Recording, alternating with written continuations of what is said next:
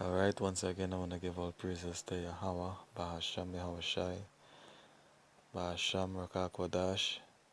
Double honors to the apostles of Great Milestone. Salutations to the hopefully elect.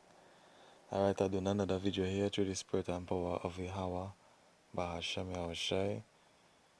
To edify the people and to hopefully wake up the elect through the message. Those who have eyes, let us see it. And if you don't have the eyes, well, then you were created to be made an example of. Okay, this is a video here based upon coming world event, which is World War 3, soon to happen. It will be broadcast on the TV. Hopefully we will be in the chariots and looking down. But let me hear what they're saying on the news.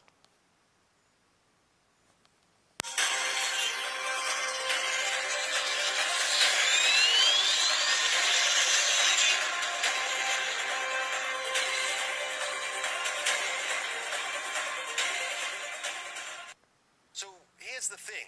The Chinese government almost never says anything you wouldn't expect. That's their thing, their gimmick. They're incredibly careful, reserved at least with their tongues. So when the Chinese president orders his military to prepare for war, serious indeed. He urged the military to concentrate on advancing readiness for war. The Chinese are preparing for war, out loud.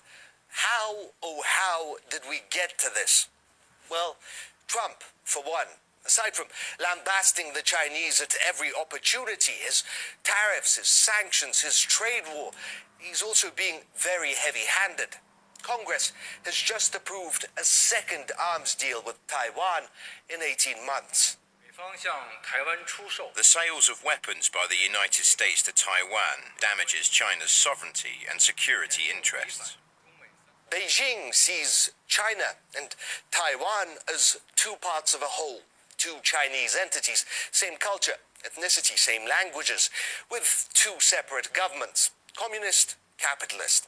The end goal is to reunite into one state. There are differences, of course, currently preventing that, and about 100 kilometers of sea that separate the two. And Trump, always a fan of sticking it to the Chinese, he's been floating his warships right between the two Chinas. We have expressed our concerns to the US side. The Taiwan issue concerns China's sovereignty and territorial integrity and is the most important and sensitive issue in China-US relations. For starters, how about you express your concerns about these important and sensitive issues to someone who cares a little more? Because that ain't Trump. Are you worried about any negative reactions? I'm not worried about anything. I don't worry about things. Hakuna Matata. Must be great never worrying about anything. Unfortunately, others are. There are those in China who believe that America wants Taiwan to declare independence, and the Chinese are preparing for that eventuality, militarily.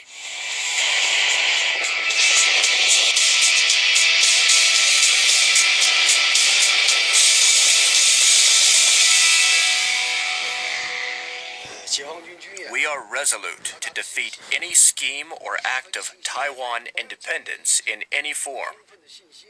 Thing is, the Taiwanese don't really see a point to defending themselves. Taiwan, which recently switched from a conscription to a volunteer army, is having huge trouble recruiting. Even reserve troops are dodging their duty. After all, what's the point? They'd never win. The government needs to think whether it's necessary to bring conscription back if they think national security matters. But Taiwan is a minor player in this confrontation. If war does break out, it'll likely be the People's Republic of China slogging it out with the United States rather than Taiwan. And that is a war that Trump really ought to be worried about. The world is really at a crossroad, facing major threats to world peace and development. Between China and the United States, the tensions are getting more and more acute, and the United States has been pushing China around, humiliating China, and imposing unilateral tariffs on the Chinese exports. China does not want to have a trade war with the United States. China does not want to have armed conflict with the United States. But if the United States really wants to impose these things onto China, I think the Chinese people will be fully mobilized behind the Chinese government and the Chinese military. A Chinese PLA Navy admiral wants to sink 2 U.S. Navy warships and kill 10,000 American sailors to teach America a lesson. Chinese President Xi Jinping offered Taiwan a choice: agree to peacefully rejoin the Chinese mainland or prepare to be conquered. The Israelis persuaded President Trump not to immediately withdraw American troops from Syria.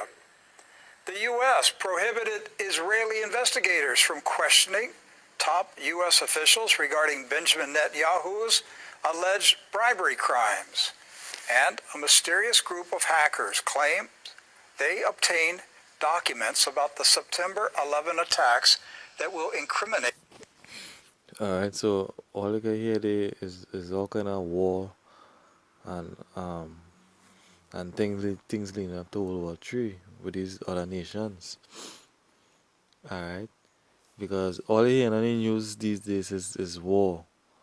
This one getting ready for war, that one getting ready for war. This one who's testing the new missile. You understand? So we need times of war. But this generation that we live in, the place have been so quiet, no war in this time, that the people that they don't know, the signs to look for. All they know is that, alright, they're showing war on TV and thing, them know, well, these things happening, we're supposed to prepare ourselves. But what we really supposed to prepare ourselves for the coming of the Lord? Because the Lord say when you see these things happening, know that He's close. Alright? There are earthquakes in diverse places. You understand? There are no food in certain countries. People starving. Alright? The crime level is very high. Just like this country that I'm in, Trinidad. The crime rate is very high. And the economy crashing. That is just how the ancient Rome was destroyed. It destroyed from inside out. Alright? So if you watch this generation right now, they're collapsing the dollar right now, and when the dollar collapse, they're gonna push that microchip, the mark of the beast, which is the microchip, the RFID microchip. And in order to buy and sell, to do any sort of trading or anything, you have to have that chip. And maybe in time to come, you might be dematerialized and I might want to pay to debt. You understand? So right now the Lord visiting it with plagues and all sort of things. And it's about time that our people, which is the Israelites, alright, what the Israelites, the Negroes, Latinos, and Native, they make up the 12 tribes at the house of Israel, alright? So we had to turn back to the Most High and His laws. We had to stop depending on the government, alright? Because eventually they must set up to do the works, the working of the so-called